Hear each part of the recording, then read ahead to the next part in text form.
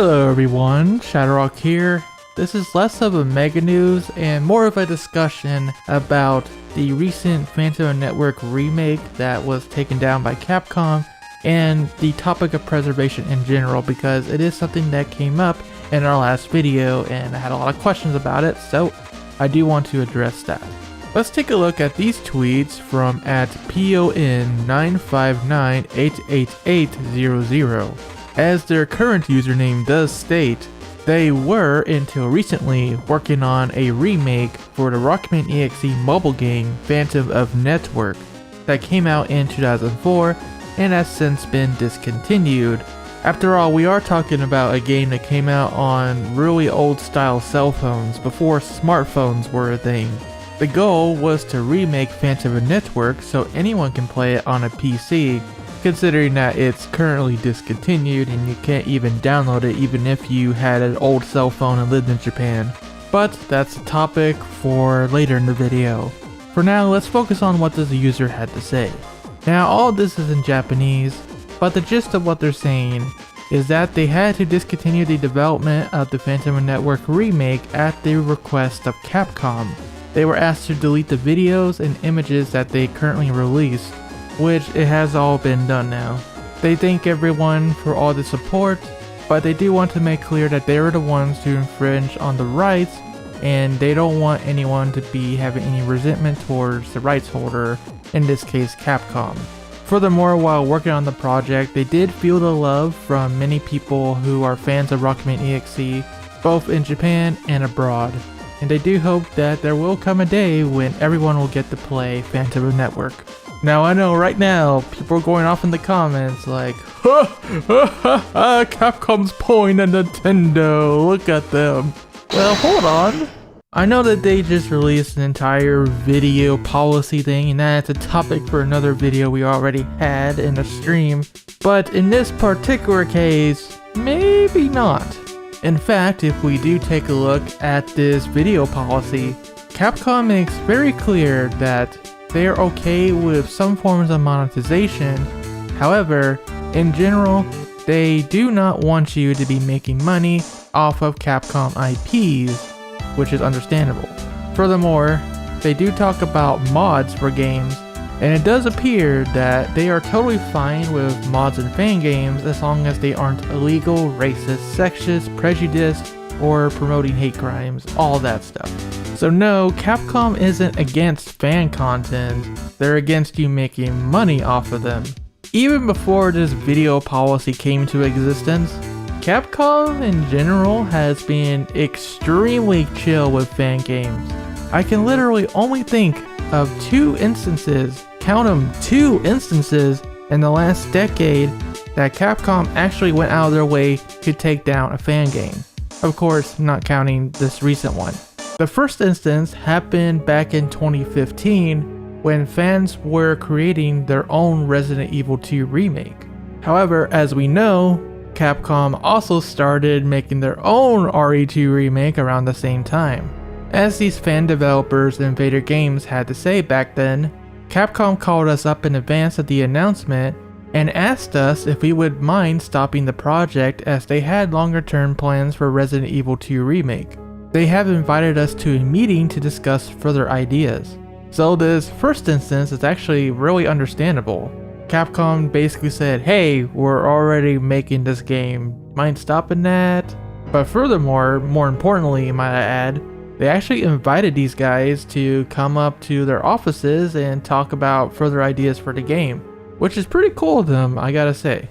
Definitely not something Nintendo would do, that's for sure. Remember when they took down AM2R because there was already Samus Returns in the works? Yeah, that didn't turn out as well as this did. Moving on though, the second instance is actually more recent. Fans were developing a fan game that many of you may know about. It's called Shanghai.exe, which essentially it was a crossover between Mega Man Battle Network and the Touhou series. Why did Capcom take this one down? Because the original developers created a Patreon. And as we just discussed, Capcom does not allow you to profit off of fan games, even if it's through Patreon.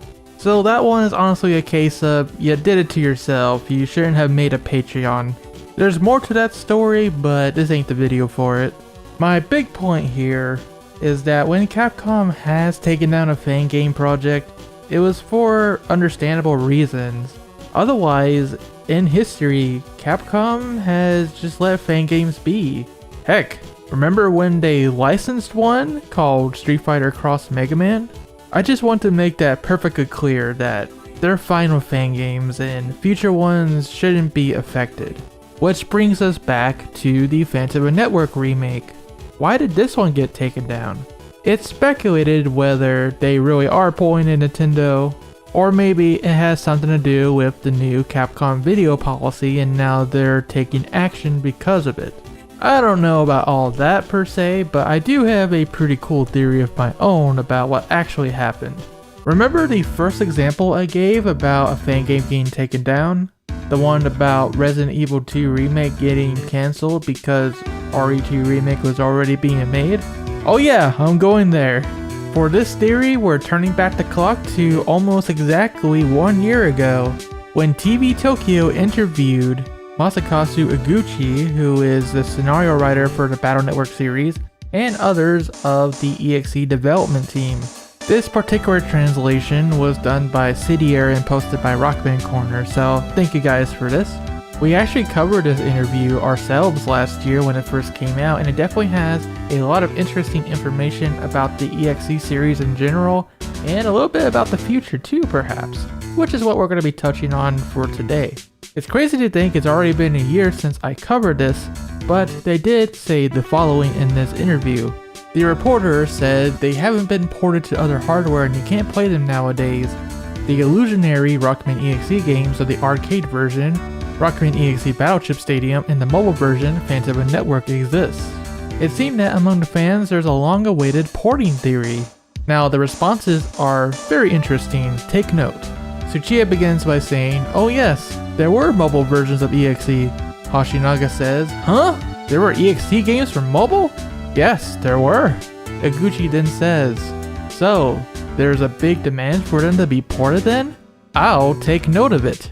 Ishihara goes on to add, "I played them once as part of a test, but I also wish for them to be ported. I remember that the director in charge was very happy at my designs for Jammy Man." How curious. 1 year ago, they took note of a request to have Phantom Network be ported. 1 year later, they take down a remake of Phantom Network. A remake that, by the way, was a non-profit fan game. They didn't make a Patreon or anything, it was completely for free. Do I really have to connect the dots even more? Well, in case I have to anyway, it's looking somewhat possible that the reason this remake was taken down is because either A, Capcom is porting Phantom Network and Legend of Network themselves, or B, they're remaking it themselves. Yep, that's it, that's the theory. Yeah, I know, don't play with my heart, don't give me hope, yada yada. But listen, it doesn't really make a lot of sense for them to take down this Phantom Network remake unless they had plans themselves already. Like I said, Capcom to this point has already been chill with fan games. Unless they really have gone Nintendo on us. It seems extremely unlikely they would take down this remake unless they have an extremely good reason for doing so. So yeah, what do you guys think? What was the true reason the Rockman EXE Phantom Network remake was taken down? Perhaps in the form of a port or a legacy collection? Or had they truly gone Nintendo? Let us know in the comments. We were just covering this subject in a previous video when we were discussing the preservation efforts being led by Rockman Corner. Therein, I described the struggles that Rockman Corner had trying to secure a copy of Rockman EXE Phantom Network and Legend of Network on an old cell phone. Because remember, it has to be already stored on the phone in order to actually have the game these days. The struggles came in thanks to a group of Japanese users that have been actively trying to stop preservation efforts made by users in the West. As you can tell from my comments, this wasn't the first time they tried to stop preservation efforts, far from it. It's gotten to a frankly ridiculous point to where when Protodude has to alert the community to help out with some preservation, such as the animation thing I talked about in the last video, he has to purposefully be extremely vague about it because, as the past has shown, when he did full on talk about it in public, these people are watching, and when they know what he's up to, they will actively go out of their way to try to stop it from happening. It has seriously gotten to that point. The first truly notable event where Protodude butted heads with this group was when a document detailing a Rockman X interactive FMV game was discovered. The documents were up for auction on Yahoo Japan, but the moment Protodude tried to get funds together to acquire these documents, these individuals did contact the seller and tell them to take down the whole entire listing, thus destroying any chance at preserving this documentation aside from what is already on Rockman Corner on their one article about the subject. Since I mentioned all of this, I had a lot of questions from you guys in the comments section asking me what the heck was up with that? Why would someone try to stop Mega Man history from being preserved? I'm by no means an expert on the subject, but I will do my best to briefly describe the viewpoint of these individuals. As Protodude himself wrote at the end of the Rockman X interactive article, a few fans overseas rallied together to have the auction removed from Yahoo Auctions because they felt that A, the documents shouldn't belong to anyone but Capcom, and B, the seller might have obtained the documents illegally. They either reported the auction as illegal or contacted the seller directly and asked him to take it down. How the seller obtained them in the first place is, at this time, a mystery. And yeah, it is fair to assume these documents were obtained illegitimately, considering that they were in Capcom's vault until then, and obviously these documents were not meant to be shown in public. The first thing we need to understand is that those of us in the West, and our fellow Rockman fans overseas, come from completely different cultures, and thus have completely different ideologies about the importance of preservation. While it makes complete sense for us to try acquiring these documents for preservation and learning a lot from them about Rockman past, this group overseas doesn't feel that way. It may not be my place to say it, but in Japanese culture, nationalism is a big thing. They love products that were made in their own country. Outside though, maybe not so much. Some people believe that what is created in Japan should stay in Japan. That means those filthy Western people's hands cannot be touching our stuff. Oh, no. I'm sorry to phrase it that way, but it's kind of true. I mean, this nationalism is definitely already a big part of the industry as it is. Have you ever noticed that some music artists in Japan will not release their music outside of their home territory? Even go as far as to block YouTube videos and the like if they are posted outside of Japan? Yeah, that's basically why it's been so difficult to try to acquire some of the rights to these songs, especially for Mega Man games. Like the recent Legacy collections where Capcom USA was not able to acquire all the rights to the songs, so they aren't featured in the collection. So that's the first part, pride in one's country.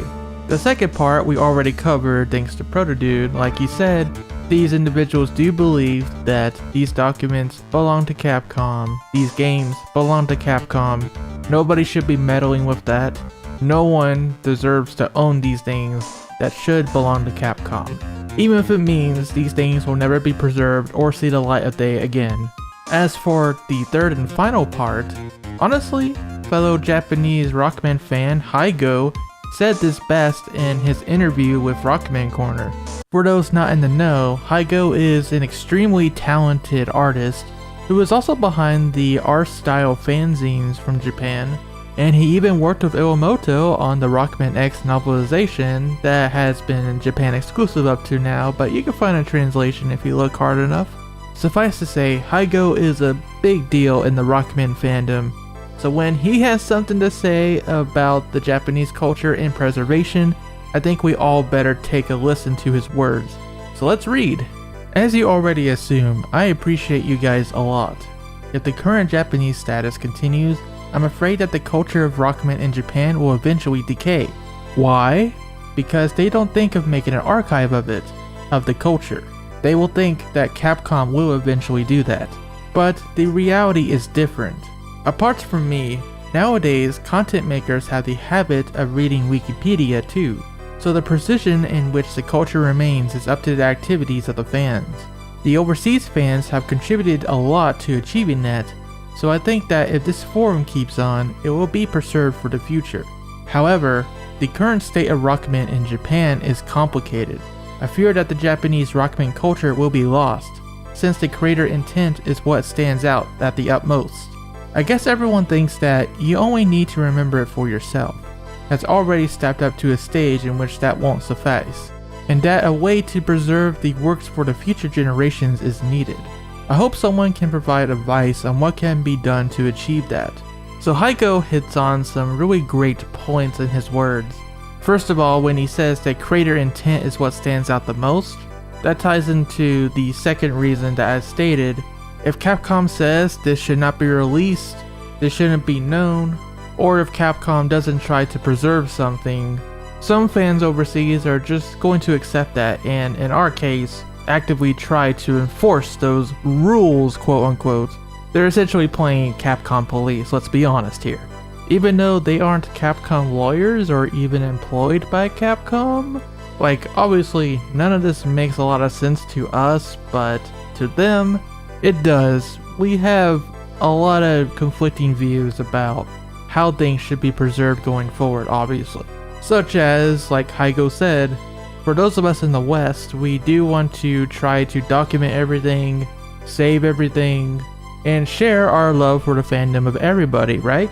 But their culture is different. They believe that, like Heiko said, you only need to remember it for yourself. It's okay if something rots in some collector's house forever, as long as they enjoy it. That pretty much sums up their reasonings for why they don't want anything preserved. Obviously, from my viewpoint at least, I respectfully disagree with all of that. I firmly do believe in sharing our fandom of everybody, especially now that Rockman is coming back in a big way.